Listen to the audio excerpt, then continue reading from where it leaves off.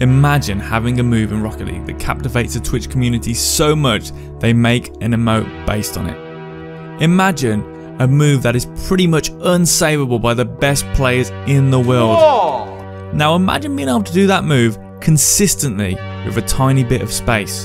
An unsavable 45-degree flick, or as we call it, a Lance Cannon. Let me start by saying I am not Lance, who is a Grand Champ 1v1 player and all-around legend in Rocket League. Oh no, I'm a multi-time Grand Champ, top 800 in the whole wide world for total goals scored at over 35,000.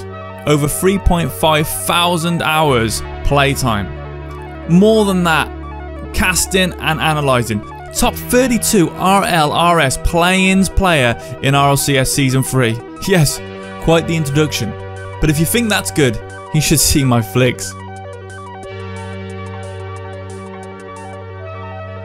Hello, darkness, my old friend. Yeah, about that. See, it turns out anything other than diving at the ball and hoping for the best is actually something I suck at. In fact, this is just embarrassing to watch. But I want to flick like Lance, so I have a plan. The first thing I did was ask Lance for a lesson on the 45-degree flick he was so damn good at. He told me a few things. 1. He uses keyboard and mouse, which means his inputs are actually perfect. 2. Slow is fast.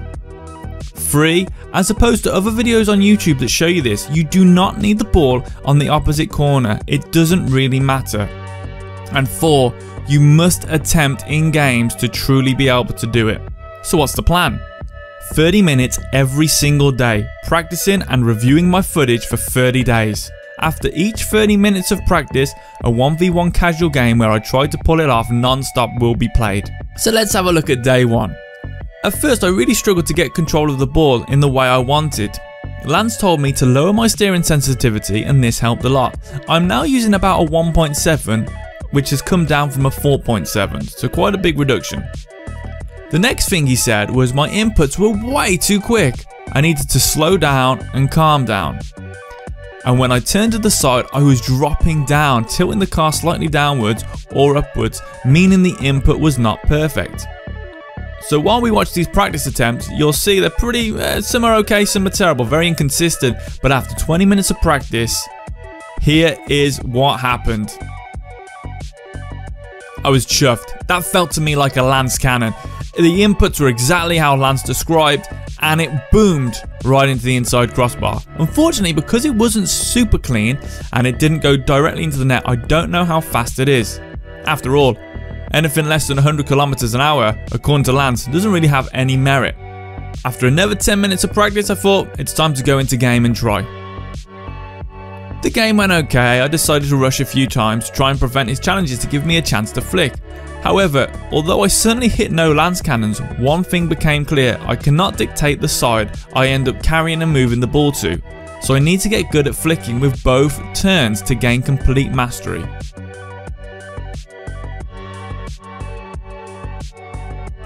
On day 2 was much of the same, but there was one huge difference. I felt like this was becoming really second nature now. I did make mistakes a lot of the time, sure, but the consistency was starting to improve and something just started to begin to click in my head.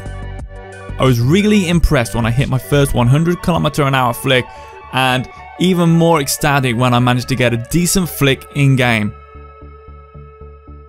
I will now show the highlights from the rest of the week.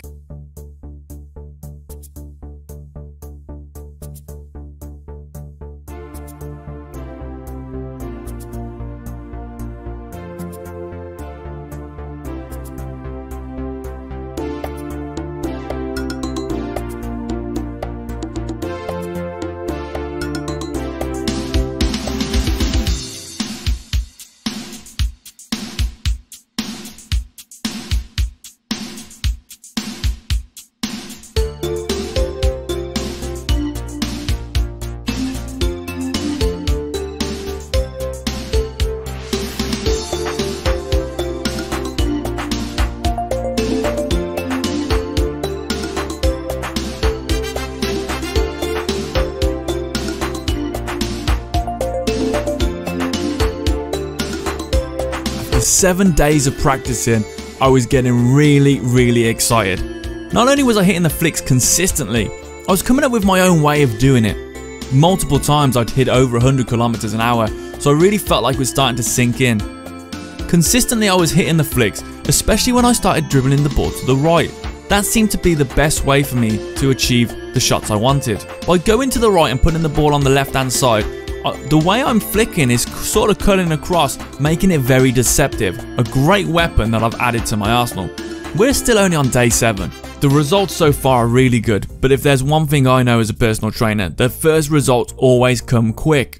After that, it's going to slow down, the results are going to get slower. I'm expecting this. So 3 weeks I may not make anywhere near as much progress as I did in the 7 days. However, keep tuned for more of the highlights over the next 3 weeks before we go into the final week of the month. Week 2. I knew this would be the most mentally draining week, as the results were very small from the previous one. Not much was gained, however, I was hitting 100 km/h flicks much more consistently now, and every half an hour training session I was probably landing about 4 or 5, which is pretty damn good, compared to landing 1 in the week before. I was getting better at pulling them off in games, and I did understand the mechanics behind the flick a lot better now. Even going as far as to start delaying it, really understanding what Lance meant when he said you need to slow your mechanic down. But at the end of the week, on day 14, I was feeling a little bit meh. I didn't feel like I was getting as much as I should have for the amount of time I put in. Now Lance uses the Dominus for his lance cannon, so I thought, you know what, let me just switch over and try the Dominus. And that's when it happened. 113 km/h. Wow. I really felt amazing. I celebrated this one. This was so good. Now that doesn't mean I'm going to switch to the Dominus. I really want to get this in the Octane as that is my main car. But I just felt so validated that I was doing something right. Stay tuned right now as we go through the highlights of week 3. Week 3 was by far my best week. Training was going amazing. In fact, most sessions I wasn't even dropping below 100 km/h now, which was so refreshing. Not only that, in one of the training sessions I hit 109 km/h twice in a row. Even the misses were now looking good. But near the end of week 3 was when the magic truly happened. 114 km/h in the Octane. That was truly a lance cannon, without a doubt. I really believe that is a lance cannon. However, there was one major problem. As good as training was going, as good as I felt, I still wasn't able to land one in game. Hopefully this final week we can finally land a lance cannon in game. Stay tuned.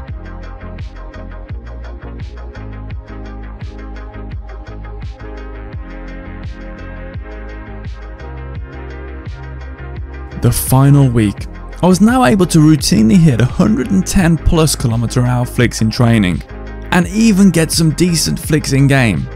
But I was so chuffed when I hit a 120 km/h flick in a 1v1, flick only 1v1 versus a good friend of mine called Raymeister. I didn't even think that was possible. I never thought I could get that. My goal was at least 110, and I managed to achieve that at the end of the week too, so by getting that 120, I felt so great. But there was one challenge left. That's right, me versus Lance in a 1v1 best of 3 flick only. Will the student become the master, or will I just get completely shown up? Let's find out. Here we go, me versus Lance. And I felt like I came out okay. I was making some decent saves. I was also hitting some alright flicks, but I felt like I was almost too determined. I was so desperate to show how good I'd gotten that I was choking a little bit. And in game 1, as you'll see, Lance just brings it at me, hitting his notorious lance cannons over and over.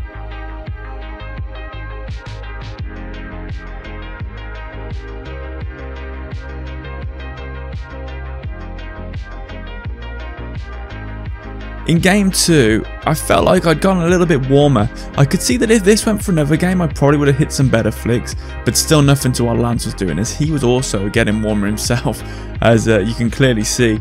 And he took game 1 and game 2 to win the series best of 3. To recap over the 30 days, I'm really happy I did this. I've definitely improved at a skill that I thought I would always be bad at.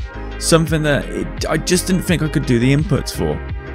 I've also noted that this training has actually made me better at other things, such as my ground dribbles. I now feel like I have a little bit more control when ground dribbling than I used to. I feel a bit more confident ground dribbling, as I know that I have a good weapon to turn to when things get a bit hairy. But this is not to take anything away from Lance, as let me tell you, I'm not even 10% as good as him at this. So although 30 minutes for 30 days is a great concept if you are pushed for time and you want to develop a skill, I think to be at the level where you could almost be considered world class would require a lot more time. However, I really enjoyed this and I want to do more, so if you have any ideas for skills or tricks for me to learn over the next 30 days, please drop it in the comments below and I'll give it a try. And if you'd enjoy this, hopefully you'll enjoy the next one, so please make sure you give it a like and subscribe. Peace out, look after yourselves.